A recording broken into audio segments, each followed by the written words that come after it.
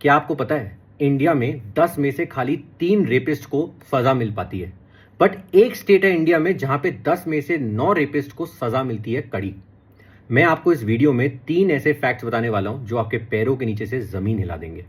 उससे पहले मैं ये बोलना चाहता हूं कि रेप में ना कोई रिलीजन नहीं होता, सिर्फ एक जात होती है और वो है मर्द जात के अंदर एग्जिस्ट करने वाले मेल शोविनिस्टिक नेचर के लोग, जो ये सोचते हैं कि 1 साल की छोटी सी बच्ची और 80 साल की अम्मा ये सब उनकी प्रॉपर्टी है जिन्हें वो तब जब चाहे तब बेच सकते हैं, जब चाहे तब खरीद सकते हैं।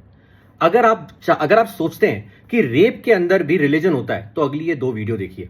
इस्लाम में अगर ये पूछा जाए एक तरफ रेप हो रहा है और एक तरफ मूर्ति पूजा हो रही है तो वो सबसे बड़ा गुनाह कौन सा होगा? तो इस्लाम की नजर में मूर्ति पूजा सबसे बड़ा गुनाह है, रेप नहीं है। नहीं देखो वो खुद करा रही है, कोई भी उठा कर रेप जो मतलब खुद नहीं करता, जबरदस्ती करके ही तो रेप होता है सर। जबरदस्ती कैसे हो जाएगा? देखिए आपने तो आपको समझ आया होगा कि रेप का कोई रिलीजन नहीं होता।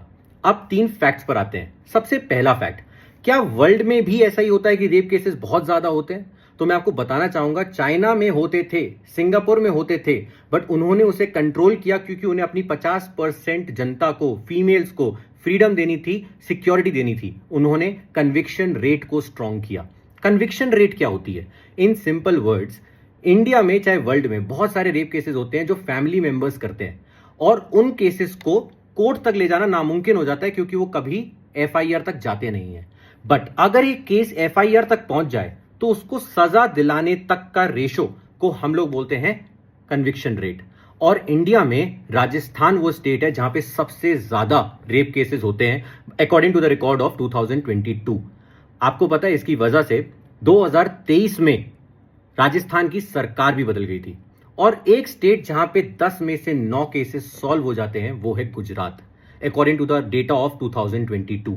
गुजरात में वो सॉल्व इसलिए हो जाते हैं क्योंकि वहां की स्टेट पुलिसिंग बहुत स्ट्रांग है। आपको ये समझना पड़ेगा, रेप जैसे केस लॉ एंड ऑर्डर के अंदर आते हैं जो स्टेट मैटर होता है और उसे स्टेट को सॉल्व करना होता है। तो स्टेट को स्ट्रांग बनना पड़ता है इन केसेस को सॉल्व करने के लिए, तभी वो सॉल्व हो सकते हैं। और तीसरा और आखिरी फैक्ट है, 3 में से 1 फीमेल इस वर्ल्ड में या तो सेक्सुअल हैरेसमेंट या सेक्सुअल अब्यूज की शिकार होती है। मतलब सिंपल वर्ड्स में समझे तो रेप करना ही खाली सेक्सुअल हैरेसमेंट या रेप नहीं होता। किसी नजर से देखना, गलत तरीके से टच करना, गलत बातें करना, गलत जगह पे देखना is also a part of sexual abuse. आप सोचिए लड़कियां जब रोड पे चलती होगी तो इन्हें कैसा लगता होगा।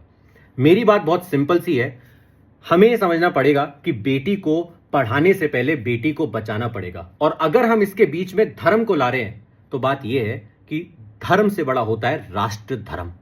मैं उसका पालन कर रहा हूं, आप भी करिए।